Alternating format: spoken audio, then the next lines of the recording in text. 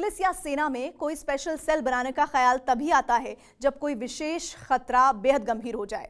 America में 1960 के दशक में जब लूटपाट और नस्लवादी दंगे बेकाबू हो गए तो फिलाडेल्फिया और लॉस एंजलिस में पुलिस ने स्वॉट यानी special weapons and tactics team बनाई।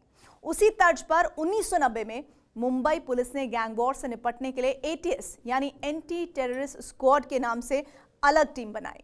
ये बेसिकली मुंबई पुलिस की एनकाउंटर टीम थी जो 1991 में लोखंडवाला कॉम्प्लेक्स में शूटआउट के बाद आरोपों में घिरी और जनवरी 1993 में मुंबई पुलिस की एटीएस को खत्म कर दिया गया। 2 महीने बाद ही मुंबई में सीरियल ब्लास्ट हुए।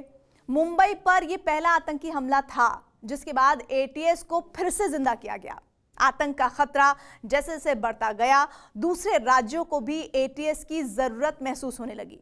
अब आप ये सोच रहे होंगे कि हम आपको ये कहानी अब क्यों सुना रहे हैं, तो बात यह है कि अब देश में एंटी रेडिकल सेल यानी कट्टरता की नकेल कसने वाली स्पेशल फोर्स बनाने की बात चल रही है। बात गुजरात से निकली है और गृह मंत्री अमित शाह का कहना है कि एंटी रेडिकल सेल को पूरे देश में काम पर लगाया जा सकता है। क्या देश में कट्टरवाद अब आतंकवाद जैसा ही खतरा बनता जा रहा है? क्या होती है कट्टरता और कैसे इसका जाल फैल रहा है? इसी पर है हमारी ये टेली सीरीज जहरीले फ्रूट्स ऑफ फंडामेंटलिज्म, जिसके पहले एपिसोड में देखिए जुनून challenge of the century.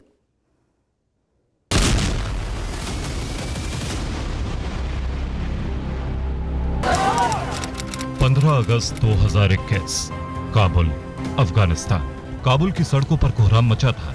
Afghanistan पर तालिबान के कब्जे के बाद काबुल इंटरनेशनल एयरपोर्ट की हालत मछली बाजार से भी बुरी हो चुकी थी। काबुल से लेकर बगराम और जलालाबाद तक सिर्फ एक ठिकाना ऐसा था जहां सन्नाटा छाया हुआ था। अफगानिस्तान की जिन जेलों में अमेरिका ने 20 साल की मशक्कत के बाद आतंकवादियों को ठूसा था, तालिबान के आते ही वो तमाम आतंकी आजाद पंछी बन चुके थे। उन्हीं आतंकियों में ये 4 महिलाएं भी थी। इन महिलाओं का ताल्लुक तालिबान से नहीं था। ये वो महिलाएं थीं जिनके सिर पर पूरी दुनिया में इस्लामिक कानून लागू करने का भूत ऐसा सवार हुआ कि वो घर बार छोड़कर इस्लामिक स्टेट के आतंकवादियों से शादी करने निकल पड़ी थी। जी हाँ, इस्लामिक स्टेट अबू बकर अल बगदादी का आतंकी संगठन जिसने इराक और सीरिया में बर्बरता की सारी हदें पार कर दी थी। आईएस की जिस बर्बरता ने पूरी दुनिया को हिलाकर रख दिया था, उसी बर्बरता का हिस्सा बनने के लिए महिलाएं भारत से ईरान होते हुए पाकिस्तान और फिर अफगानिस्तान आई ताकि इस्लामिक स्टेट के आतंकवादियों से शादी कर सकें, उनके बच्चे पैदा कर सकें। खिलाफत यानी पूरी दुनिया में इस्लामिक स्टेट के खलीफा का राज स्थापित करने का इरादा रखने वाली इन महिलाओं का इस्लाम से पैदाइशी रिश्ता नहीं है। भारत की जांच एजेंसी एनआईए ने 2017 में अपनी चार्जशीट में खुलासा किया था कि केरल से इस्लामिक स्टेट में भर्ती होने गई इनमें 3 महिलाएं ईसाई थीं, जिन्होंने शादी के बाद इस्लाम कबूल किया और उनके पतियों ने ही ब्रेन वॉश करके इतना कट्टर बना दिया कि आतंकवाद को भी सही बताने लगी। एनआईए के मुताबिक 2016-2017 तक 60 भारतीय नागरिक इस्लामिक स्टेट में भर्ती हुए थे, जिनमें 13 महिलाएं थीं। देश में धार्मिक कट्टरता बढ़ाकर नौजवानों को किस कदर गुमराह किया जा रहा है, उसकी कहानी अफगानिस्तान में इन महिलाओं की गिरफ्तारी के बाद सामने आई। आईएस विडोज यानी इस्लामिक स्टेट के आतंकवादियों की विधवाओं के नाम से कुख्यात ये 4 महिलाएं अब भी अफगानिस्तान में ही हैं।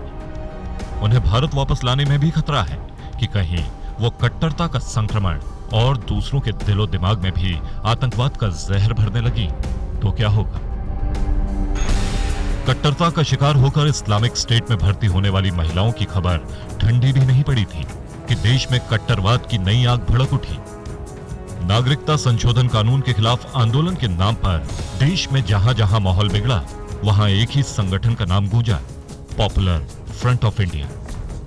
टेरर फंडिंग से लेकर देश में आतंकी हमलों की साजिश रचने तक के आरोपों में घिरे इस संगठन पर केंद्र सरकार ने 28 सितंबर 2022 को 5 साल के लिए बैन कर दिया। खास बात यह थी कि जो लोग पीएफआई पर पाबंदी के खिलाफ थे, वो भी मान रहे थे कि यह संगठन कट्टरपंथियों का है। I have always opposed PFI's extreme and radical approach. Radicalization हो, extremism हो, हम उसका अपोज करते आए हैं। चाहे रेडिकलाइजेशन एक्सट्रीम कोई भी करो, कोई ऑर्गेनाइजेशन का हम उसका अपोज करते आए हैं। देश में इस्लामिक कट्टरपंथ पर बवाल कोई नई बात नहीं है। यह सिलसिला आजादी के पहले से ही शुरू हो गया था। सियासी गलियारों से ये शोर समाज में फैलता रहा और बीते 3 दशक में इसकी प्रतिक्रिया में कट्टरपंथियों का एक दूसरा धड़ा भी खुलकर सामने आ गया। धार्मिक पहचान से जुड़ा कट्टरता का ये जहर कितनी तेजी से और कितनी दूर तक फैल चुका है, इसका अंदाजा 18 सितंबर 2022 को हुआ। लंदन के पास लेस्टर में भारत और पाकिस्तान के क्रिकेट मैच को लेकर हिंदुओं और मुसलमानों के बीच भिड़ंत हो गई। लंदन में भारत और पाकिस्तान मूल के लोगों की अच्छी खासी आबादी है। उनके बीच तनाव भी होता रहा है, लेकिन वो तनाव धार्मिक टकराव में पहली बार बदला।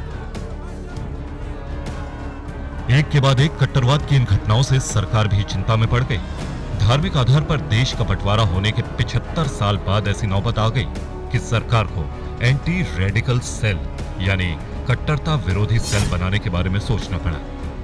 घटना घटने के बाद इसका निरीक्षण करना एक बात है और घटना होने नहीं देना दूसरी बात है। रेडिकलाइजेशन पर अगर कंट्रोल करते हैं तो अपने आप जो दंगे हैं उन पर और टेररिज्म पर कंट्रोल आया जाएगा। हर धर्म उदारता ही सिखाता है, लेकिन सच्चाई यही है कि धार्मिक तौर पर उदार बने रहना इतना आसान भी नहीं है। धर्म सीधे सीधे आस्था से जुड़ा है। आस्था लोगों की भावना से जुड़ी है और भावनाओं को भड़का के या फिर भावनात्मक तौर पर किसी को बहकाकर कट्टर बनाना कतई मुश्किल नहीं है। इसीलिए भारत में एंटी रेडिकल सेल की जरूरत महसूस की जा रही है ताकि कट्टरता का जहर फैलाने वालों पर नजर रखी जा सके। लोगों को कट्टर होने से रोकना ज्यादा जरूरी है, क्योंकि आतंकवाद और उग्रवाद की पहली सीढ़ी कट्टरता ही है।